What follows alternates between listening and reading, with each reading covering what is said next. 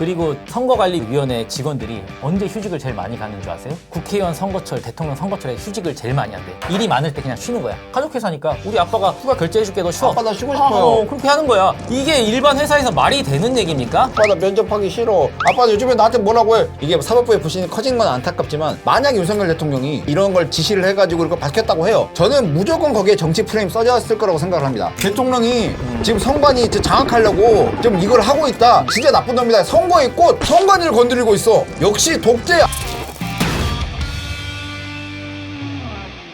안녕하세요. 영사 40대 영사. 40대 아닙니다. 30대로 하겠습니다. 최근에 뉴스에 보면 선관위 얘기가 되게 많잖아요. 엄청 많죠. 선관위가 도대체 뭘 하는 곳인지 혹시 설명 좀 해주실 수 있어요? 헌법에서 또 제정한 헌법기관에 해당되고 그쵸. 선거와 관련된 모든 부분을 관할하는 또 어떻게 보면 국내에서 가장 중요한 기관 거의 4개 중에서 하나죠. 그래서 선거관리위원회가 실제로 헌법에 나와 있어요. 국회, 법원, 헌법재판소, 선거관리위원회 이렇게 따로 별도의 항목으로 규정이 돼 있어요. 대한민국 헌법에. 그 정도로 헌법기관은 맞고요. 이거는 중앙선거관리위원회를 말씀을 드리는 건데 그 밑에 이제 각급 지자체 시군구 선거관리위원회라고 또 밑에 많죠. 이제 또 있어요. 그게 중앙선거관리위원회 이제 다 하부 조직들이잖아요. 그런 것들에서 이제 파생되는 여러 가지 문제, 비리 이런 것들이 지금 언론에 대대적으로 보도됐고 충격적인 소식들이 많죠. 그렇게 우리나라에서 핵심 부처를 담당하고 있는 것 같은데 도대체 여기서 무슨 일이 일어나고 있길래 난리가 나는 거죠?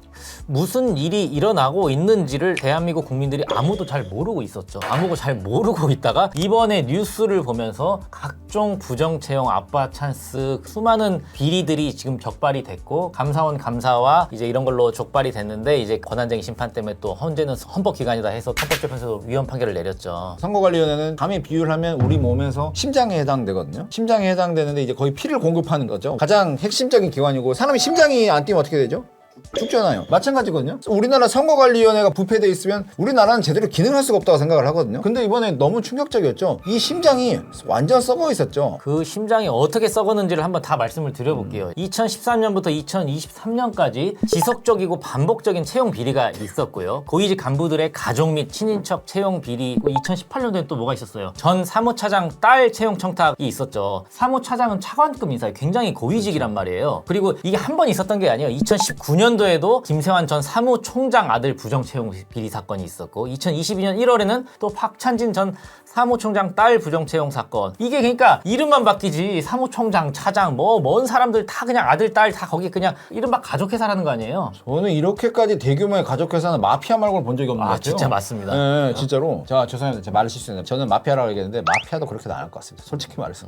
그 다음에 선관위가 내부조사를 했대요. 우리는 헌법기관이야 건들지 마. 우리 선거 공정성 의심해? 막 그렇게 하다가 자체조사를 해봤대요. 자체조사 결과 비리가 몇 건 나온지 알아요? 빵건? 맞아요. 와 진짜. 빵건이래 비리가. 그리고 진짜 저는 솔직히 저희가 법률가로서 헌정사를 공부하고 헌법을 누구보다 잘하는 변호사들이잖아요. 법률가들이잖아요. 선거관리위원회가 그 정도로 완전히 고도의 정치적인 독립성을 보장받는 건 맞아요. 선거관리위원회 위원들 자체도 이제 헌법에서 보장한 정치적 중립성이 고도로 요구가 되고 있는데 그거를 악용해가지고 이렇게까지 운영되고 있다는 거를 이번에 처음으로 알게 된 거예요. 진짜 국회에서 청문회 그 있을 때 너무 놀랐어요. 선관위 차장들을 불러와서 당신 딸 어디에 있어요?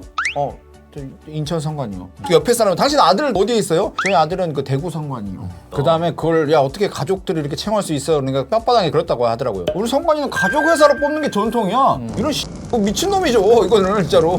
그런 전통이 있어요? 예, 그렇대요. 그런 전통이 있대요. 그러니까 전통이니까 아빠가 당당하게 우리 아들이 면접이 약해. 사람 얼굴 못 보니까 그냥 비면접으로 뽑아. 여러분 이걸 가만히 둬야 되겠습니까? 그리고 이게 지금 우리가 얼마나 이제 사회 청년들이 박탈감을 느낄 거냐면 7급 공무원 되려면 몇 년 공부해야 되잖아요. 그렇죠. 엄청 공부 열심히 해야 되는데 그냥 아들 면접 딱 보고 7급 공무원 임용 이렇게 해서 지금 공무원이 몇 명의 조직인지는 모르겠는데 아무튼 어마어마한 조직이 되어 있단 말이에요. 근데 거기서 감찰도 못해, 외부기관에서도 직무감사도 못해, 아무것도 못해. 우리는 독립기관이야, 헌법기관이야. 이걸 그대로 두면 앞으로 몇십 년 이후에도 똑같은 일이 계속 벌어질 거란 말이에요. 솔직한 말씀 드리겠습니다. 솔직하게 저 여러분도 그런 사람 많지 않나요? 계엄 당시 터졌을 때 막 선관위 의심하고 예를 들어 선관위 문제가 또 있을 때 저는 솔직히 대통령 미친 줄 알았어요. 선거를 관리하고 헌법기관인데 거기서 설마 가장 투명하고 공정한 곳이 문제가 있겠어 생각을 들었는데 어때요 이번 보니까? 저만 이상한 거요? 이게 그리고 최초에 촉발된 게 2023년 5월에 채용비리 의혹이 공개적으로 처음으로 제기가 돼서 그때 이제 감사원 감사가 착수가 된 거고요. 그리고 2023년 9월에는 이제 국민권익위원회에서 조사 결과를 또 발표했죠. 최근 7년간 353건의 채용 비리가 확인됐는데 확인된 것만 253건이 제가 봤을 땐 더 많아요. 선관위 사무차장들 불러서 얘기하는 거 한번 보십시오. 이 영상 보면 기가 막힙니다. 보면 물어보거든요. 아들, 딸 어디 있냐 그러니까 아들, 딸 보직 배제 시켰다. 언제요? 어제요. 그게 나오기 하루 전날. 네, 하루 전날. 국회 나가 하루 전날. 그럼 그 딸, 아들 혹시 선관위에서 사임하게 할 의사 있습니까? 그러니까 둘 다 똑같이 다들 뭐라고 한지 알아요?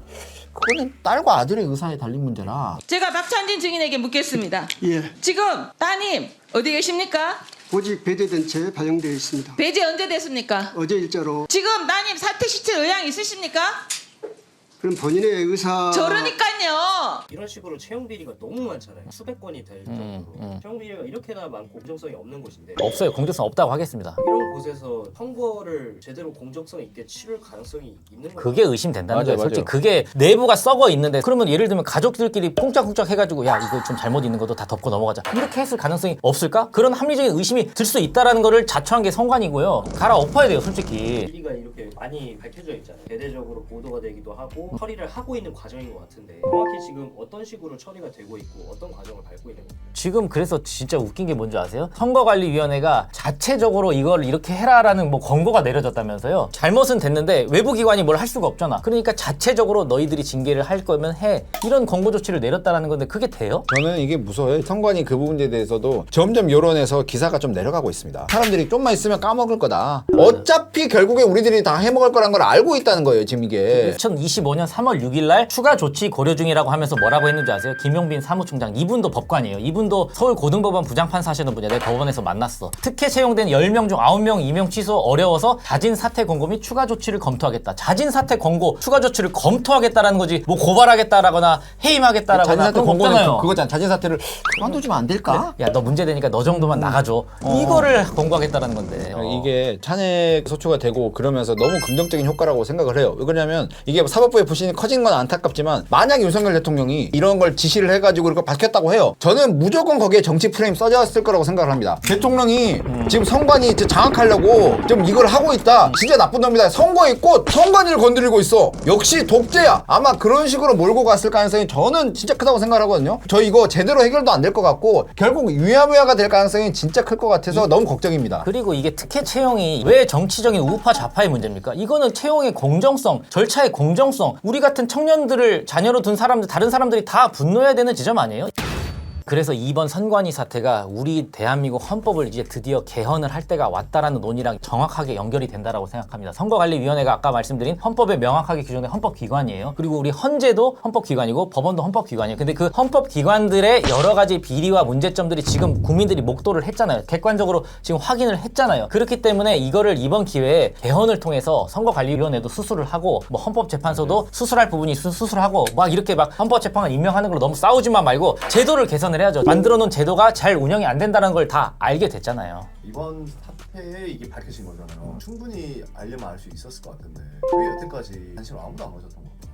일단은 건드릴 수가 없는 기관이에요. 너무 막강한 기관이고 너무 권한이 많고 선관위는 아무도 공격할 수가 없어요, 법적으로. 압수수색을 하려면 영장이 나와야 돼? 근데 영장을 누가 발부해? 판사가 발부해. 근데 판사가 선거관리위원이야. 중앙선거관리위원장이 대법관이야. 되겠냐고요. 그러니까 저는 진짜 법관이 겸직을 못하게끔 법으로 만들어야 된다고 생각합니다. 아 그럼 이거는 대통령도 쉽게 건드릴 수가 없는 못 건드리죠. 대통령도 그래서 이번에 비상계엄으로 유일하게 한 게 선거관리위원회 가가지고 뭐 빼내려고 비상계엄이라는 수단을 써야지만 유일하게 가능했던 거예요. 그리고 선거관리위원회 직원들이 언제 휴직을 제일 많이 가는 줄 아세요? 국회의원 선거철, 대통령 선거철에 휴직을 제일 많이 한대요. 일이 많을 때 그냥 쉬는 거야. 가족회사니까 우리 아빠가 휴가 결제해줄게 너 쉬어. 아빠 나 쉬고 싶어요. 그렇게 하는 거야. 이게 일반 회사에서 말이 되는 얘기입니까? 아빠 나 면접하기 싫어. 아빠 요즘에 나한테 뭐라고 해. 보직 배제 시켜줄 테니까 좀 쉬고 있고 나중에 잠자면 들어와. 근데 선거관리위원회가 그러면 선거를 우리 매일 하는 게 아니잖아. 예를 들면 대통령 선거도 5년에 한 번, 그 다음에 국회의원 선거 4년에 한 번, 지방자치단체장 의원 선거 4년에 한 번씩 하잖아요. 그럼 그 나머지 기간 동안 선관위 뭐 하고 있는 거예요? 이런 의문들이 들 수 있다는 거죠. 물론 다른 선거도 관리해요. 위탁선거라고 이런 관리도 하고 그게 이제 선거관리위원회와 관련된 법률에 다 나와 있는 내용이긴 한데 어쨌든 실제 업무가 진행되지 않은 이른바 비수기가 굉장히 많다라는 거예요. 진짜 근데 선거는 공정했어요. 우리가 조사할 때는 비리 한 건도 없었는데.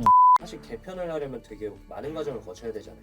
예를 들면 어떤 식으로 좀 처리를 할 수가 있을지. 저는 개헌해야 된다고 생각하고요. 아까 말씀드렸듯이 법으로 바꿀 수 있는 게 하나 있습니다. 선거관리위원장이라든지 위원들을 법관이 겸직 못하게 하는 건 입법으로 가능할 것 같아요. 저는 입법으로 해야 된다고 생각하고, 왜 아까도 말씀드렸지만 중앙선거관리위원장이 대법관, 지금 중앙선거관리위원회 사무총장이 법관 출신, 모든 사람들이 판사들, 거기 있는 사람들이 이 밑에 공무원들을 일일이 다 케어를 못한단 말이에요. 노태학 중앙선거관리위원장이 대법관으로서 만약에 전원합의체 판결하면 그분도 참여한단 말이에요. 대법관은 참여해요, 판결해도. 그런 모든 것들을 겸직을 하게 만들어 놓은 게 이 사단의 원인이다라고 저는 생각합니다. 오늘은 저희가 선관위 얘기를 하다가 저희도 모르게 막 너무 분노가 끓어오르고, 이거는 정말 우리 같은 일반인들이 느낄 수 있는 가장 큰 분노를 느끼는 지점이라고 생각합니다. 우리는 공정해야 됩니다. 열심히 살아가는 청년들에게 박탈감을 줬습니다. 정작 취업을 준비하는 열심히 공부하는 학생들에게 취업 기회를 박탈했습니다. 이거는 반드시 시정이 되어야 되는 것이고요. 그렇기 때문에 저희가 이 쟁점을 오늘 말씀드린 겁니다. 맨날 뭐 공정선거, 보통 뭐 평등 뭐 그렇게 이빨이는 소리만 해야 되는데, 그러면서 막 야 선거 중립성 건들지 마, 그렇게 맨날 이렇게 무소불위의 권력을 누리다가 정작 진짜 너무 슬픈 일이죠. 사실 너무 슬프고 너 답이 없는 것 같아서 너무 안타깝습니다. 여러분 영상 보셨으면 저희만 이렇게 생각하는지 여러분들 생각을 댓글로 한번 남겨주시면 저희가 또 대댓글 달아드리면서 소통하도록 그렇게 하겠습니다. 여러분 저희가 이상한 음모론자로 보이십니까? 한번 댓글 남겨주세요.